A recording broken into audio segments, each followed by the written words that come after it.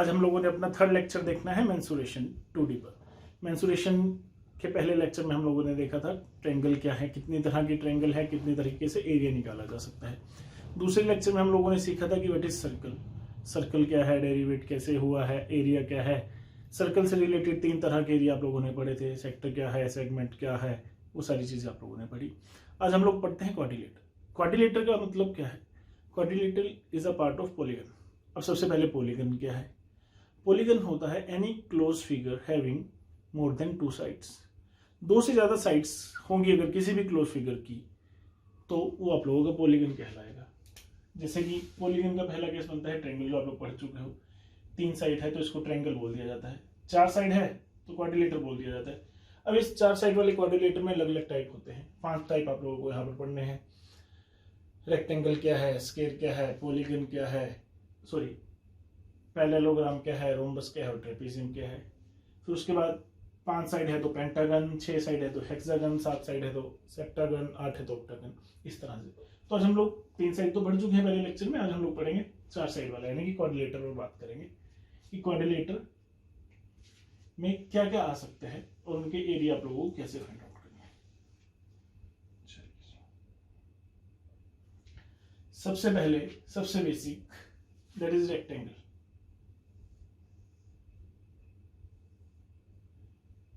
अब रेक्टेंगल क्या है,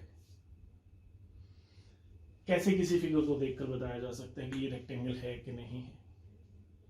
रेक्टेंगल होने के लिए कुछ एक पैरामीटर जरूरी है। वो पैरामीटर क्या है, वो कंडीशंस क्या क्या है? All angles must be equal, कि सारे एंगल इक्वल होने चाहिए। अब सारे एंगल अगर इक्वल होने चाहिए तो ईच एंगल कितने का होगा, और उसके लिए टोटल सम पता होना चाहिए। जैसे कि ट्रायंगल में सारे एंगल का सम 180 होता है, ऐसे ही क्वाड्रिलेटर में जो 4 साइड वाले होते हैं यहाँ पर सभी का सम 360 होता है सारे एंगल का। अब क्वाड्रिलेटर का चाहे कोई भी केस हो, पैरेललोग्राम हो, रोम्बस हो, रेक्टेंगल हो, स्क्वायर हो या ट्रेपेजियम हो, सारे एंगल का सम 360 रहता है। कैसे फाइंड आउट कर सकते हैं वो भी आप लोग देख लीजिए। Sum of all the angles must be equal to n-2 into 180। ये फॉर्मूला है where n is number of sides. अगर ट्रायंगल है तो n की वैल्यू 3 पुट कर दोगे, 3 - 2 1 into 180 दैट इज 180। क्वाड्रिलेटर की बात की जाएगी that is 4 - 2 into 180 that is 2 into 180 that is 360। तो इस तरह से। तो अभी हम लोगों ने सिर्फ इतना समझा कि रेक्टेंगल वो बोलती है जिसके सारे एंगल इक्वल होंगे। अगर सारे एंगल इक्वल होंगे तो जाहिर सी बात है जी कि सारे एंगल 90 डिग्री के होंगे। अब सारे एंगल 90 डिग्री के हैं। चलिए, यहाँ पर एक साइड बड़ी होती है और एक साइड छोटी होती है, उसको रेक्टेंगल बोला जाता है। अब जो बड़ी साइड है हम लोग उसको नॉर्मली लेंथ से और छोटे साइड को ब्रेथ से कंसिडर किया जाता है, डिनोट किया जाता है, और सारे एंगल 90 डिग्री के हैं जी। तो ये कंडीशन होनी चाहिए रेक्टेंगल के लिए। अब जब देखिए कि ये दोनों एंगल 90 के हैं तो इन दोनों के बीच का सम 180 बन चुका है, यानी कि दोनों पैरेलल लाइन है और पैरेलल लाइन के बीच का डिफरेंस सेम रहता है। तो अगर ये लेंथ है तो ये भी हमेशा लेंथ रहेगी, और ये ब्रेड्थ है तो ये भी हमेशा ब्रेड्थ रहेगी। तो हम लोग ऐसा भी समझ सकते हैं कि रेक्टेंगल में अपोजिट साइड्स भी इक्वल होती है। सारे एंगल इक्वल हैं और सारी जो अपोजिट साइड्स है वो इक्वल है। अब आपको 2 ही चीजें पढ़नी है, पेरीमीटर और एरिया। अब पेरीमीटर आप लोगों ने समझा है पहले 2 वीडियोस में। पेरीमीटर क्या है? एक पॉइंट से चलकर उसी पॉइंट पर वापस पहुंचना। यहां से चले जी, यहां तक गए, सबसे पहले L चला, फिर B चला, फिर यहां से यहां तक L चला, फिर B चला जी। 2L + 2B और 2 कॉमन ले लिया, that is 2L + B। That is perimeter of rectangle. ये पेरीमीटर होता है रेक्टेंगल का। चलिए, अब एरिया क्या है? आप लोगों ने शुरू से बचपन से पढ़ा होगा कि एरिया होता है LB, लेंथ इनटू ब्रेड्थ। अब LB आया कहां से है उसके बारे में बात कर लेते हैं। आप लोग पहले 2 लेक्चर में समझ करके आए हो सर्कल क्या है और ट्रायंगल क्या है, तो हम लोगों को यहाँ पर ट्रायंगल की जरूरत पड़ेगी इसको वेरीफाई करने के लिए, अगर आप लोग समझना चाहते हो कि ये आया कहां से। लेट इट भी मैंने एक डायगोनल ड्रॉ किया। अब डायगोनल क्या होता है सबसे पहले वो समझ लीजिए। किसी भी कॉर्नर को या किसी भी वर्टेक्स को एडजेसेंट वर्टेक्स को छोड़ करके किसी भी वर्टेक्स से ऐड करना आप लोगों का डायगोनल कहलाता है। तो उसे हम लोग डायगोनल बोलते हैं। जैसे कि अगर मैं यहाँ पर इसकी बात करता हूँ, लेट इट बी ABCD, तो डायगोनल की डेफिनेशन पता होनी चाहिए आप लोगों को। डायगोनल की डेफिनेशन बोलती है कि एडजेसेंट वर्टेक्स छोड़ करके किसी भी वर्टेक्स से आप लोग मिला दीजिए, वो आप लोगों का डायगोनल कहलाएगा। हालांकि हम लोगों ने सिर्फ इतना सा समझा आजकल कि A को C से जोड़ दिया जी एक डायगोनल है और B को D से जोड़ दिया डायगोनल है। 4 के केस में हम लोगों को दिक्कत नहीं आती, 4 का मतलब यानी कि क्वाड्रिलेटरल में। अगर मैं पेंटागन की बात करूं, अब यहाँ पर अगर मैं आप लोगों से डायगोनल पूछता हूँ, नंबर ऑफ डायगोनल बताइए मुझे कितने हैं या कैसे फाइंड आउट किए जा सकते हैं, तो आप लोग देखोगे अगर डेफिनेशन क्लियर है कि एडजेसेंट वर्टेक्स से नहीं जोड़ना है। एक एडजेसेंट वर्टेक्स क्या है? एडजेसेंट का मतलब होता है साथ वाले वर्टेक्स। वर्टेक्स होते हैं जहां पर यानी कि कॉर्नर को बोला जा सकता है, एक सिंगल पॉइंट को जहां पर दो लाइनें इंटरसेक्ट करती हैं। जैसे कि ए वर्टेक्स है, एक एडजेसेंट वर्टेक्स बी और ई है, तो इन दोनों को जोड़ने से वो डायगोनल नहीं बनेगा क्योंकि वो तो लेंथ ही बन चुका है। इसके अलावा आप ए को सी से जोड़िए या डी से जोड़िए, ये दोनों डायगोनल है। ऐसे ही बी को ए और सी से नहीं जोड़ सकते, ई से जोड़ दिया या डी से जोड़ दिया, ये दोनों डायगोनल है जी। सी को बी से नहीं जोड़ सकते ना डी से, सी को ए से जोड़ सकते हैं, वो आप लोगों ने ए सी के केस में पहले ही जोड़ दिया, तो आप लोगों का सी ई बचा। तो ये आप लोगों के टोटल नंबर ऑफ डायगोनल्स हैं। हालांकि यहाँ पर फॉर्मूला होता है टोटल नंबर ऑफ डायगोनल निकालने का, पॉलीगन में आप लोग पढ़ते हो, ज्योमेट्री का केस है, मेंसुरेशन में नहीं पढ़ना। तो चलिए, अभी तक हम लोगों ने सिर्फ समझना था कि डायगोनल है क्या। हाँ, चलिए अब देखते हैं कि डायगोनल से एरिया कैसे निकलता है। मैंने ए बी सी डी एक रेक्टेंगल को डायगोनल बी डी से कट कर दिया, तो यहाँ पर दो अलग अलग ट्रायंगल बन चुके हैं, that is A B D और बी डी सी, दो अलग अलग ट्रायंगल बन चुकी है। अगर मैं इस ट्रायंगल को अलग से ड्रॉ करता हूँ, that is A B D, और एंगल कितना है जी 90 डिग्री, क्योंकि रेक्टेंगल के सारे एंगल इक्वल होते हैं। तो अगर मैं इसके एरिया की बात करूंगा तो आप लोग मुझे बताओगे, that is half base into height. Base कितना है, दैट इज लेंथ, और हाइट कितनी है, दैट इज बी। तो इसका एरिया यहाँ से आ चुका है LB/2, इसका एरिया LB/2 आ चुका है। और ऐसी ऐसी दो ट्रायंगल है आप लोगों के पास, सिमिलर ट्रायंगल है। सिमिलर ट्रायंगल क्या होती है, आप लोग ज्योमेट्री में पढ़ते हो कि हर पैरामीटर सेम होता है, सारी जीरोस्कोपी जिसको हम लोग बोल सकते हैं।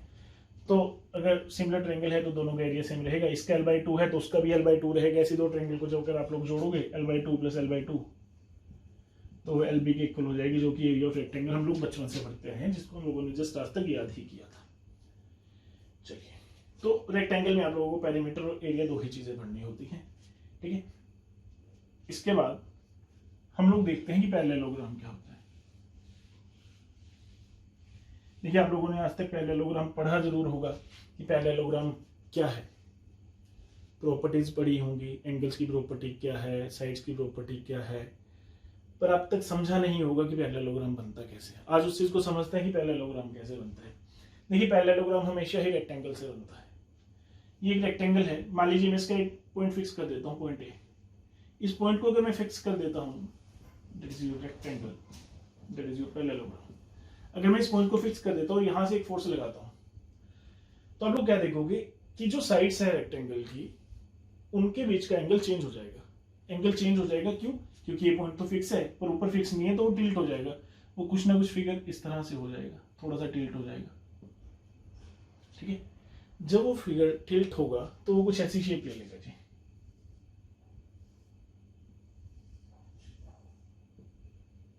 अब जब इसने ऐसी शेप ले ली तो हम लोग इसको पैरेललोग्राम बोलते हैं। तो पैरेललोग्राम आपकी हमेशा ही रेक्टेंगल से बनती है। अगर आप लोग इसको ऐसा समझते हो तो फिर आप लोगों को वो चीजें याद रखने की जरूरत नहीं पड़ेगी, फिर आप लोग चीजें समझिए सिर्फ। अब देखिए, यहाँ पर क्या था कि मैंने फोर्स लगाया, अगर फोर्स लगाया तो साइड ऑफ लेंथ पर कोई चेंज नहीं आना चाहिए। एक छोटा सा एग्जांपल, अगर मैं इस व्हाइट बोर्ड की बात करता हूँ, मैं इस पॉइंट को फिक्स कर देता हूँ और यहाँ से एक फोर्स लगाता हूँ, तो ये जॉइंट्स टूट जाएंगे, थोड़े से टिल्ट हो जाएंगे, ये उसका झुकाव उधर की तरफ हो जाएगा। क्या ये लेंथ चेंज होगी? लेंथ तो चेंज नहीं होगी, एंगल जरूर चेंज होगा बिटवीन देम। तो अभी क्या होगा कि ये तो L के बराबर ही रहेगा, ये B के बराबर ही रहेगा, ये L के बराबर रहेगा और ये B के बराबर रहेगा। यानी कि पैरेललोग्राम में भी अपोजिट साइड्स इक्वल होती हैं जैसा कि रेक्टेंगल में होती है। बस फर्क इतना है कि यहाँ पर सारे एंगल 90 डिग्री के होते हैं।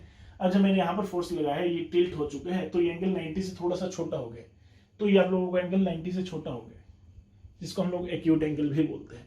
अब अगर ये एंगल 90 से छोटा हो गया तो जाहिर सी बात है ये वाला एंगल बड़ा हो जाएगा 90 से। तो पैरेललोग्राम में एक एंगल हमेशा 90 से छोटा होता है और एक एंगल हमेशा ही 90 से बड़ा होता है, और अपोजिट एंगल इक्वल रहने वाले हैं। That is θ1, that is also θ1, θ2, θ2। ये सारी चीजें आप लोगों को सिर्फ समझने के लिए है कि पैरेललोग्राम क्या है, ज्यादातर हम लोग डायरेक्ट इसका फॉर्मूला भी याद कर सकते थे। अब देखते हैं कि जब हम लोगों को पता है कि इस व्हाइट बोर्ड पर अगर मैं यहाँ से फोर्स लगाता हूँ तो लेंथ पर कोई चेंज नहीं आ रहा है, तो अगर जब लेंथ पे कोई चेंज नहीं आ रहा तो फिर पेरीमीटर पर भी कोई चेंज नहीं आना चाहिए था। पेरीमीटर खुद से बोलता है कि सम ऑफ ऑल द लेंथ्स, है ना, सम ऑफ ऑल द साइड्स। तो इसका पेरीमीटर भी कितना होगा, 2 इंटू सम ऑफ साइड्स। चलिए, यानी कि that is L B same perimeter यहां पर रहने वाला था। अब देखिए एरिया। अब पहले बात तो आप लोग समझिए, इस चीज को सोचिए कि एरिया सेम रहना चाहिए कि एरिया चेंज होना चाहिए।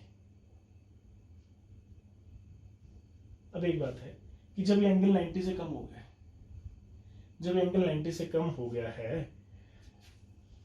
तो इन दो साइड्स के बीच का जो डिस्टेंस है वो पहले से कम हो गया है। अगर कम हो गया है तो फिर आप लोगों का एरिया भी कम होगा। तो यहां पर पैरेललोग्राम जो एरिया होता है वो कितना होता है, पहले उसके बारे में बात कर लेते हैं। Late it B height. Parallelogram का जो एरिया होता है वो होता है आप लोगों का base into height. Base into height आप लोगों का एरिया कहलाता है पैरेललोग्राम के केस में। लेट इट बी कि यहां पर बेस है, इसको मैं नाम दे देता हूं ए बी सी डी, और यहां पर ई। तो यहां पर आप लोग देखोगे कि बेस कितना है, ए बी, और हम लोगों ने ये चीज ट्रायंगल में भी सीखी थी, जो बेस कंसीडर किया जाता है उसके ऊपर जो परपेंडिकुलर होता है उसको हम लोग हाइट कंसीडर करते हैं। तो यहां पर हाइट होनी चाहिए थी डी। अगर आप लोग इस चीज को एक्सप्लेन करना चाहो तो फिर आप लोग यहां से एक डायगोनल ड्रॉ कर सकते हो। फिर आप लोग देखोगे कि दो ट्रायंगल बन गई, इसका एरिया होना चाहिए था हाफ बेस इंटू हाइट, इसका भी area half into weight height होना चाहिए था। दोनों सिमिलर ट्रायंगल है तो दोनों ऐड हो जाएगा। तो जैसे कि यहाँ पर एल बी बना था, यहाँ पर A B into D E बन जाएगा। एक तरीका तो ये हो सकता है आप लोगों के पास पैरेललोग्राम पर एरिया का। अच्छा, यहाँ पर एक बड़ी इंपॉर्टेंट सी चीज, इस पर पहले भी क्वेश्चन पूछे जा चुके हैं। सिर्फ इतनी सी बात कि इसका एरिया ज्यादा होगा कि इसका एरिया ज्यादा होगा। अगर एक रेक्टेंगल से पैरेललोग्राम बनाई जाती है तो उनमें एरिया किसका ज्यादा होगा। क्वेश्चन आया है इस पर, मैं क्वेश्चन बता देता हूं किस तरह से था। क्वेश्चन था कि किसी एक रेक्टेंगल से एक पैरेललोग्राम फाइंड आउट की गई है। Find the ratio of the area of rectangle to the area of parallelogram. और ऑप्शन थे आप लोगों के greater than 1, less than 1, equal to 1 और कांट बी डिटरमाइन। ये चार ऑप्शन आप लोगों के पास एग्जाम में गिवन थे। तो आप लोग देखिए कि क्या आंसर होना चाहिए था। अब इस चीज को हम लोग बड़े आराम से समझ सकते हैं। अभी मान लीजिए मैंने यहाँ पर कुछ फोर्स लगाया था, वो 10 न्यूटन का था, कम फोर्स था थोड़ा, तो थोड़ा ही टिल्ट हुआ, ठीक है।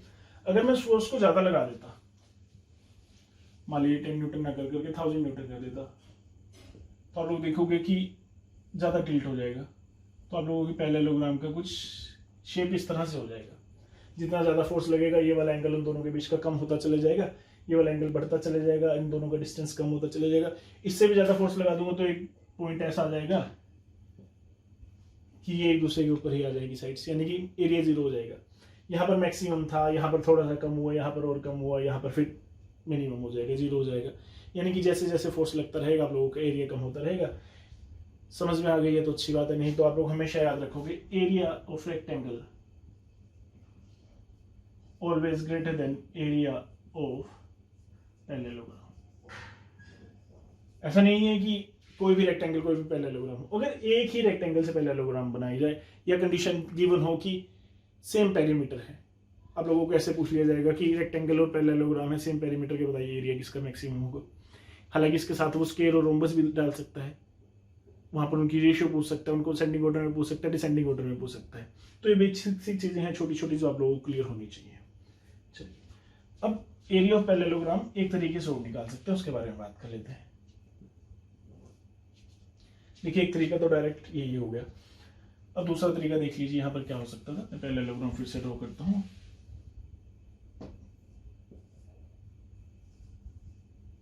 मान लीजिए पैरेललोग्राम है,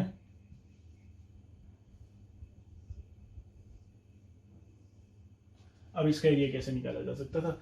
लेट इट बी कि यहाँ पर साइड्स गिवन है, ए बी गिवन है, बी सी गिवन है, सी डी गिवन है और डी ए गिवन है। तो अब इसका एरिया कैसे निकालेंगे।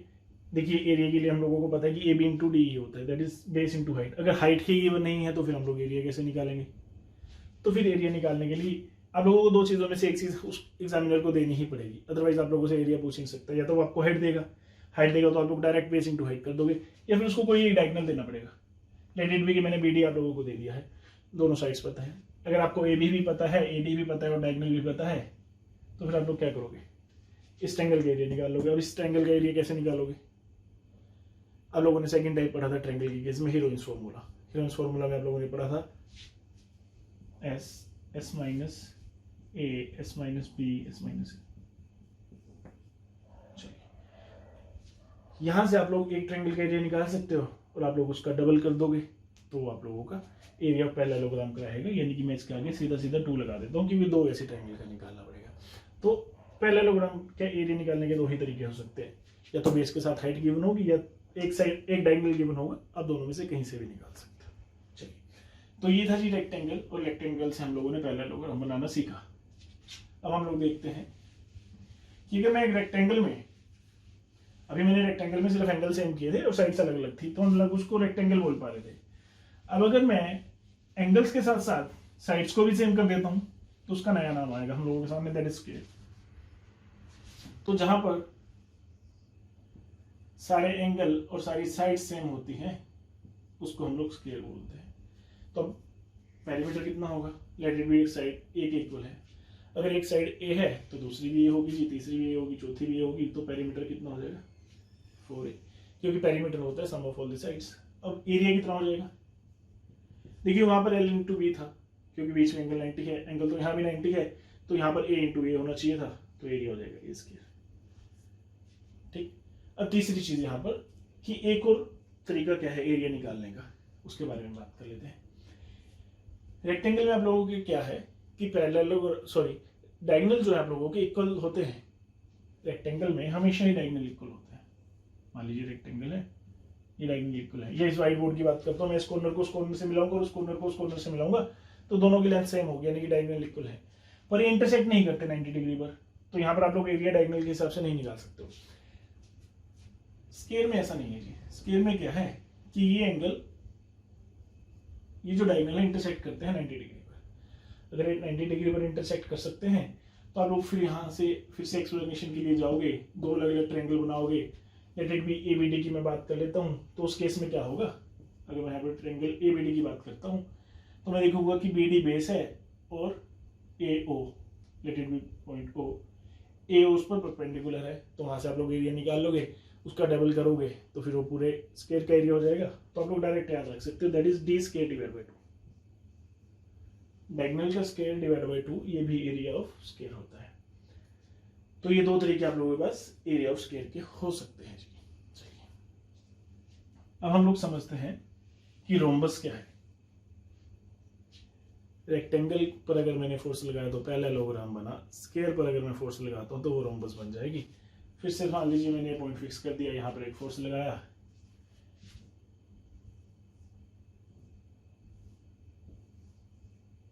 तो ये कुछ इस तरह से बन गया जी, that is A B C D. अब आपको पता है कि स्क्वायर से रोम्बस बनाया गया है, यहाँ पर सारी साइड्स इक्वल थी तो यहाँ भी सारी साइड्स इक्वल रहनी चाहिए। तो ये ए है, ये भी ए है, ये भी ए है, ये भी ए है। तो यहाँ पर पेरीमीटर कितना होना चाहिए? 4a ही होना चाहिए क्योंकि लेंथ तो चेंज नहीं होने वाली है। अब एरिया कितना होना चाहिए? यहाँ पर एरिया था ए स्क्वायर क्योंकि इन दोनों के बीच का एंगल 90 था। अब आपको पता है कि जब आप लोगों ने रेक्टेंगल से पैरेललोग्राम बनाया था तो ये एंगल चेंज हुआ था और यहाँ पर भी एंगल चेंज हुआ होगा। ये एंगल एक्यूट एंगल रह चुका है, 90 डिग्री से छोटा हो चुका है जी। तो यहाँ पर फिर से आप लोगों को पहला तरीका, that is base into height. देखिए आप लोगों ने, चाहे कि 2D हो चाहे कि 3D हो, किसी भी फिगर का जो कि एक रेगुलर फिगर है, रेगुलर फिगर का मतलब होता है जिसका बेस और टॉप सेम हो। मतलब ऐसा ना हो कि कोई ऐसी फिगर ना हो कि जिसमें बेस और टॉप में फर्क है, यानी कि ट्रायंगल ना हो या फिर कुछ ऐसा ना हो। कोई भी एक रेगुलर फिगर है जिसकी सारी साइड्स इक्वल है या अपोजिट साइड्स इक्वल है या उसकी जो बेस और टॉप है उनकी विड्थ मेंटेन है, तो उस केस में आप लोग डायरेक्ट इतनी सी बात कर सकते हो कि area is equal to base into height.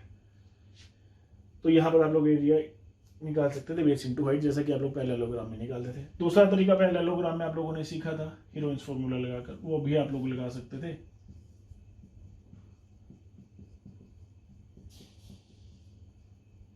ये 2 तरीके तो हो ही सकते थे। यहाँ पर एक तीसरा तरीका भी हो सकता है एरिया ऑफ रोम्बस निकालने का। वो क्या है? वो ये वाला, that is diagonal square divide by 2। आप लोगों को पता है कि जब मैं इस पर फोर्स लगाऊंगा तो वो रोम्बस बन जाएगी। तो रोम्बस के केस में क्या होगा, डायगोनल तो जरूर चेंज हो जाएंगे। आप लोग क्लियरली देख पा रहे हो कि बी डी छोटा रहा होगा एसी के कंपैरिजन में, ए और सी के बीच का बहुत ज्यादा डिफरेंस है as compare to B D. तो यहाँ पर डायगोनल्स की लेंथ तो सेम नहीं रहती है जैसे कि यहाँ रहती है, पर उनके एंगल जो होते हैं उनके बीच का, डायगोनल के बीच का एंगल मेंटेन रहता है, वो 90 डिग्री का ही रहता है, इंटरसेक्टेड 90 डिग्री होता है। तो आप लोग यहाँ पर एरिया डायरेक्ट कर सकते हो d1 into d2 divide by 2। अब देखिए यहाँ पर डायगोनल इक्वल था तो मैंने direct D square divide by 2 कर दिया। अब यहाँ पर डायगोनल इक्वल नहीं है, d1 और d2 अलग अलग है, तो मैंने d1 into d2 divide by 2, यही से ये चीज जनरेट हुई है। तो चार चीजें आप लोगों की हो चुकी है जी, रेक्टेंगल से पैरेललोग्राम और स्क्वायर से रोम्बस। अब एक लास्ट चीज आप लोगों के पास बचती है, उसके बारे में बात कर लेते हैं।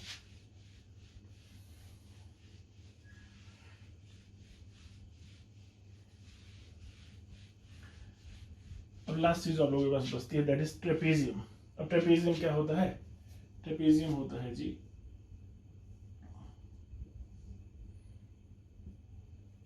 ट्रेपेजियम में क्या होता है कि दो ही साइड्स पैरेलल होती हैं। अब वो क्लियरली आप लोग देख करके बता सकते हो कि कौन सी दो साइड्स पैरेलल रही होंगी। क्लियर सी बात है कि A B parallel C D रही होंगी। क्यों? क्योंकि आपको पता है कि बी सी और ए डी कहीं ना कहीं इंटरसेक्ट कर जाएंगी। अगर मैं इनको इंक्रीज करता हूं तो ये कहीं ना कहीं इंटरसेक्ट कर रही है जी, ठीक है।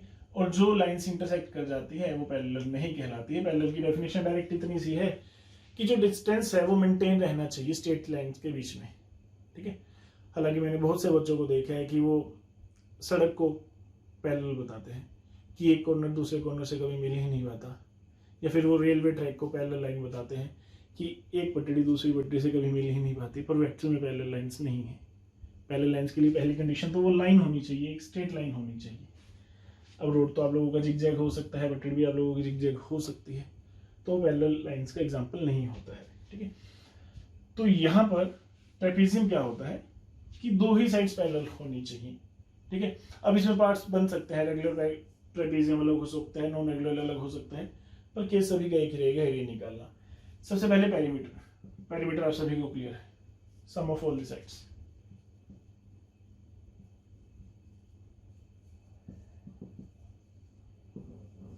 पेरीमीटर यहाँ पर सभी को क्लियर है जी कि सम ऑफ ऑल साइड्स। यहाँ पर एरिया की बात कर लेते हैं कि एरिया कैसे निकलेगा। अब एरिया निकालने के लिए फिर से हाइट चाहिए जी। मान लीजिए यहाँ पर हाइट गिवन है, ठीक है। अब यहाँ पर दो अलग अलग ट्रायंगल आप लोगों के पास बनती है। पहली बनती है ए बी डी और दूसरी बनती है बी डी सी। अब देखिए अभी तक हम लोगों ने जब ट्रायंगल में काटा ना, तो हम लोग क्या कर रहे थे कि एक ट्रायंगल का एरिया निकाल के उसका डायरेक्ट डबल कर दे रहे थे, क्योंकि वो रेगुलर था, है ना। जितना बेस था उतना ही टॉप था। यहाँ पर ऐसा नहीं है। क्या ए बी और डी सी इक्वल है? बिल्कुल भी नहीं है। तो हम लोग क्या करेंगे, यहाँ पर दोनों ट्रायंगल का अलग से निकालना पड़ेगा। चलिए बात कर लेते हैं पहले ट्रायंगल ए बी डी की, that is A B D. जब आप ए बी डी की बात करोगे तो आपको पता है ये आपकी हाइट है जो कि डी ई है। तो इस ट्रायंगल का एरिया कितना होना चाहिए? दैट इज हाफ बेस कितना है? A B into height. इस ट्रायंगल में हाफ बेस इंटू हाइट होना चाहिए था। अब बात करते हैं दूसरी ट्रायंगल की। दूसरी ट्रायंगल कौन सी बची थी आप लोगों के पास? बीडीसी।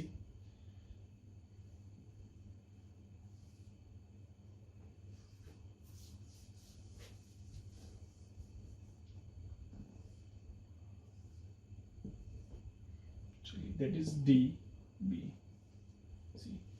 अब आपको पता है कि यहां पर हाइट कितनी थी? That is H. तो यहां पर भी हाइट कितनी रहनी चाहिए? एच। हालांकि वो डायरेक्ट नहीं दिखेगी, उसके लिए आप लोगों को कंस्ट्रक्शन करनी पड़ती है, कई बार इमेजिनरी लाइंस बनानी पड़ती है, ये आप लोगों की हाइट कहलाएगी। और हालांकि आप लोग ऐसा भी समझ सकते हो, अगर आप लोगों को पैरेलल लाइन का कंसेप्ट क्लियर है, कि जो डिस्टेंस है दो पैरेलल लाइन के बीच में वो मेंटेन रहता है। तो डी ई बराबर रहा होगा, अगर मैं यहाँ सी से कोई परपेंडिकुलर यहाँ पर गिरूंगा तो हाइट सेम रहती है जी। अब इस ट्रायंगल में क्या रहा होगा? Area that is half base क्या लिया होगा यहाँ पर? बीसी, क्योंकि पहले लाइन बीसी थी, और इनटू हाइट। ये पहली ट्रायंगल का एरिया, ये दूसरी ट्रायंगल का एरिया। अगर इन दोनों को जोड़ दूंगा तो एरिया ऑफ ट्रेपेजियम आना चाहिए था जी। तो यहाँ से देखिए मैंने दोनों को जोड़ दिया, 1/2 कॉमन आ चुका है और हाइट कॉमन आ चुकी है, अंदर क्या रह चुका है, A B plus D C या C D.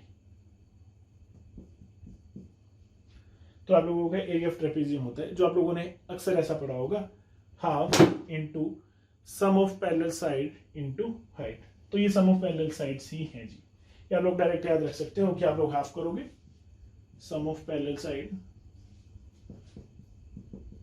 Into height, that is area of trapezium.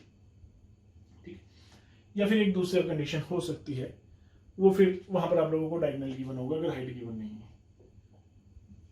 Late it B कि आप लोगों के पास सारी साइड्स गिवन है और एक डायगोनल बीडी गिवन है, तो फिर आप लोग ए बी डी का एरिया हीरोन्स फॉर्मूला से निकाल सकते हो और बी सी डी का भी हीरोन्स फॉर्मूला से निकाल सकते हो।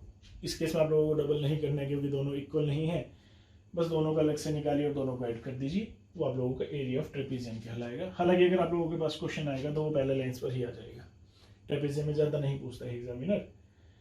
तो ये आप लोगों का मेन सॉल्यूशन 2D में क्वाड्रिलेटर का पार्ट था। क्वाड्रिलेटर में आप लोगों ने 5 चीजें पढ़ी। सबसे पहले पढ़ा रेक्टेंगल, रेक्टेंगल से पैरेललोग्राम बनाई, फिर आप लोगों ने स्क्वायर पढ़ा, स्क्वायर से आप लोगों ने रोम्बस बनाई, और 5वां केस पढ़ा है आप लोगों ने ट्रेपेजियम का। मोस्ट प्रोबेबली हम लोग नेक्स्ट लेक्चर में इन तीनों वीडियो से रिलेटेड जो अभी तक आप लोगों ने पढ़ा है, ट्रायंगल, सर्कल और क्वाड्रिलेटर, इन सभी से रिलेटेड क्वेश्चन देखेंगे। क्वेश्चन हम लोग साथ में इसलिए देखेंगे, कुछ एक क्वेश्चन ऐसे होंगे जहां पर आप लोगों को इन सभी की प्रॉपर्टी अप्लाई करनी पड़ सकती है किसी एक क्वेश्चन में। जैसे कि ऐसा कुछ पूछ लिया जाए कि एक ट्रायंगल है, एक सर्कल है और एक स्क्वायर है और एक रेक्टेंगल है, 4 चीजें हैं, सभी का पेरीमीटर सेम है, बताइए एरिया किसका मैक्सिमम होगा, किसका मिनिमम होगा, या इंक्रीजिंग ऑर्डर में लगाइए, डिक्रीजिंग ऑर्डर में लगाइए। उसके लिए सारी चीजें पढ़ी होनी जरूरी थी।